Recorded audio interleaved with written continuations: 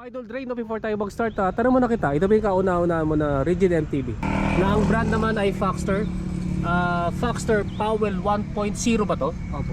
Na XC hardtail mountain bike frame. So ito nga is aluminum 6061. Ito yung espasyo, no? Yung fork mo naman na 26er na hindi suspension corrected. Tapos naka 27.5 ka na gulong, no? Ano yung taba nito? 1.95. 1.95. So mamaya tingnan natin yung clearance, no? Tanong kita, nakagamit ka na ba ng rounded before? Opo, nagamit naman po. Ayun, so pwede mo bang ma-share sa amin yung difference ng rounded tsaka oval? No? Kenda lang to, no? Walang model, no? Opo, kenda lang. Yan, Kenda na 27.5 by 1.95. So i-clearance check natin yung dito sa sa espasyo na 26R na hindi suspension corrected.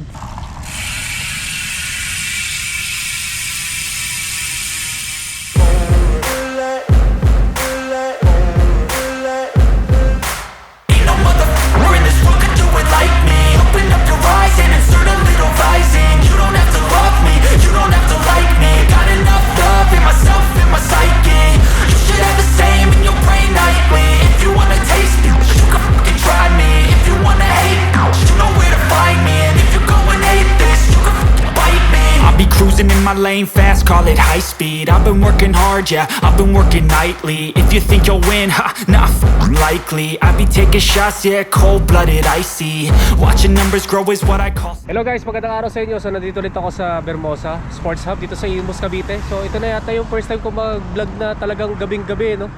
Ayan, kita nyo na maliwalag dito, no? Kasi nga may event dito sa track and field nila, oh. Ang lalakas ng ilaw. Kasi kanina may bumili ng headset ko eh. Tinry kong dumaan dito. Baka sakaling may bye-bye check ako. At ito na. Ayun, nakachamba ako, no? So ito yung rigid MTB ni Idol Dre Viola. Yan. Tuwing gabi rin ba kayo nagbabike dito? Hindi naman po. Hindi naman. Bihira lang din po kami maglaps dito. Okay. Kasi ako, dapat talaga yung umaga. Ulan. Oo, umulan po kanina. Nasira schedule ko dahil sa ulan. Kaya napunta ako ng gabi. Para baka sakaling meron akong may bike check. So ito na, no? So i-check natin ngayon yung specs ng kanyang rigid MTB. Kaya mag-start na tayo. So Idol Dre, no, before tayo mag-start, tanong mo na kita, ito ba yung kauna-una mo na rigid MTB? Opo, ito po. Ayun, so ito yung di ba? Yung build bike na naka-XC suspension fork, all stock. Opo. Then yun nga, naka-rigid, ginawa ng rigid, no? So bukod sa rigid fork, ano yung mga pinalitan mo dyan? Sa totoo lang, dati nakabakal na frame talaga ako. Okay. So ang pinalitan ko talaga dyan yung frame ko na Foxster na. Dati bakal na frame lang to. So itong mga piyesa na nakakabit sa kanya, doon sa dati ko pa talagang frame. Okay. Bali, ano na to? Totally different na tong Yes. MTB mo, no? Opo. Ayun, so next question naman, Idol, sa mo regular na ginagamit tong rigid MTB mo ngayon? More on crit lang po and pang-ensayo lang. Okay. Saan ka ba nagkikrit? Diyan lang sa Dasma, tsaka sa Gentry lang din. Gentry.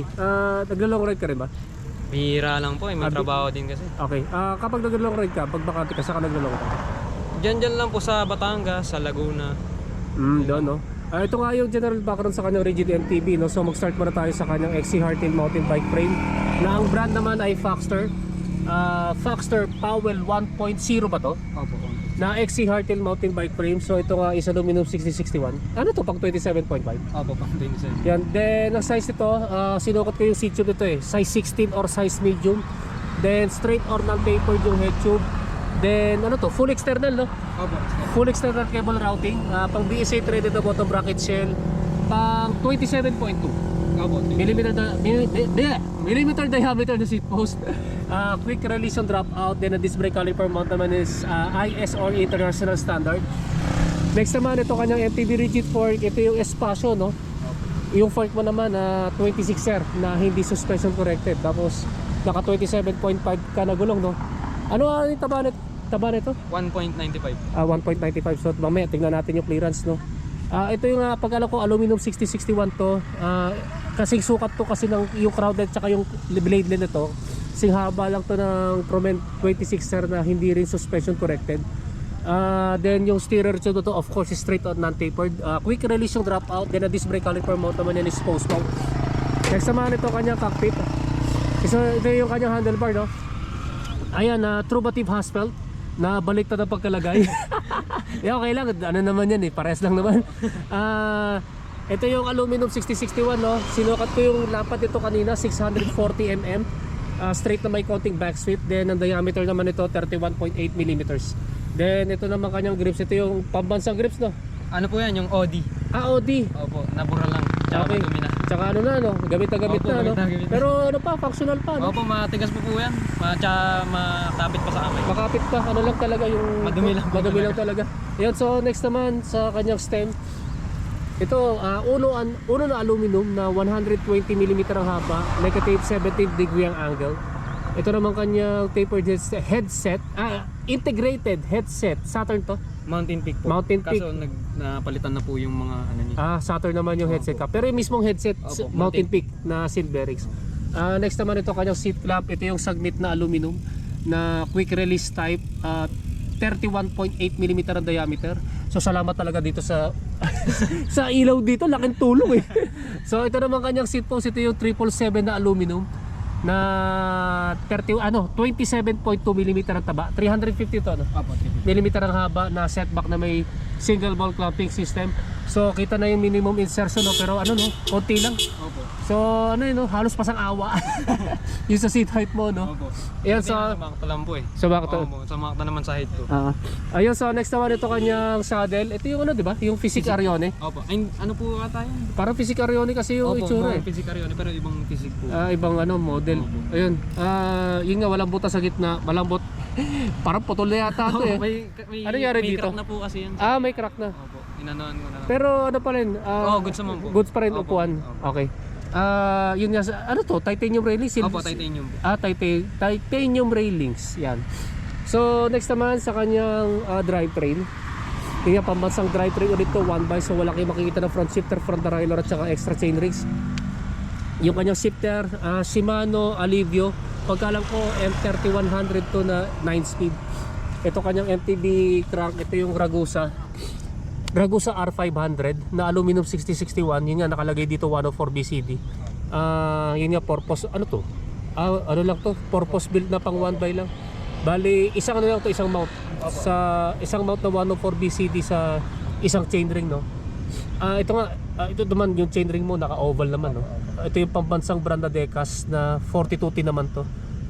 Tanong kita, nakagamit ka na ba ng rounded before? Opo, nagamit naman po. Ayun, so pwede mo mang ma-share sa amin yung difference ng rounded tsaka oval?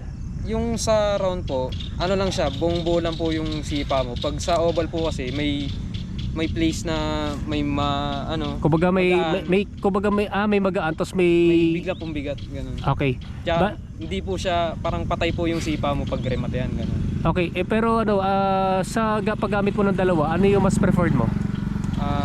Kung sa ano po, mas preferred ko po talaga round kasi mas ano po yung sipa, mabigat na pambigat talaga. Okay, pero stick ka pa rin dito muna. Opo, pero plano ko din po isap yan sa 42 na round din. Sa rounded. Ano, kumbaga temporary lang to. Ano? Ayun, so yung review niya sa rounded tsaka sa oval, no? So next naman ito kanyang road bike clipless pedals. Anong brand ito? Promen po. Promen. Kala ko Shimano 105. Naka-carbon. Promen pala to, no? Ayun, so next naman ito kanyang chain. SUMC to, sinilip ko kanina eh. SUMC na pang 9-speed, no? Yung cassette sprocket mo, anong brand ito? Meroka. Meroka na 1132, no? Yung nakalagay dyan. Opo, 11. Yung 1132 na 9-speed. Ito naman kanyang MTB derailleur. Ito yung Shimano Alivio. Pagkalam ko M3100 to eh, na pang 9-speed. So, bakit pala naging pula to? Yung ano po kasi niyan, yung pulley niyan, may ano na, parang pudpud na yung dati niyang pulley. Ano lang, sa paggamit lang, no? Po, pinalitan ko na lang po. Okay. Kasi nalalaglagan po ako ng chain eh. Yun pala, no? Yun, so ito nga yung kanyang drivetrain setup ng kanyang MTB. Next naman sa kanyang wheel set. So ito yung kanyang gulong, no? Kenda lang to, no? Walang model, no? Opo, Kenda lang. Yan, Kenda na 27.5 by 1.95. So i-clearance check natin yung dito sa sa espasyo na 26R na hindi suspension corrected.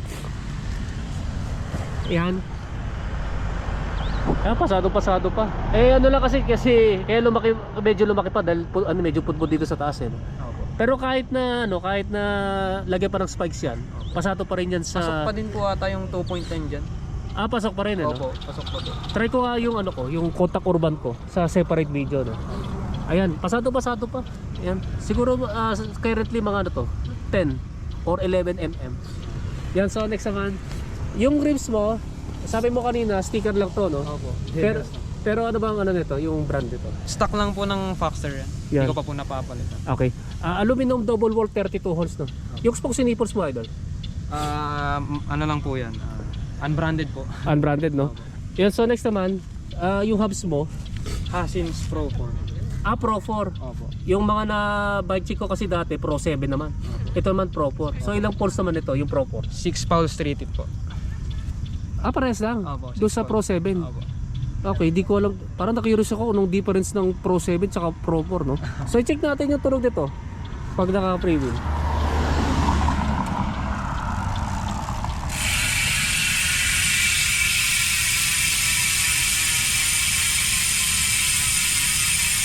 Yan guys, yung tunog ng Hasins Pro 4 MTB hub sa pag naka-preview.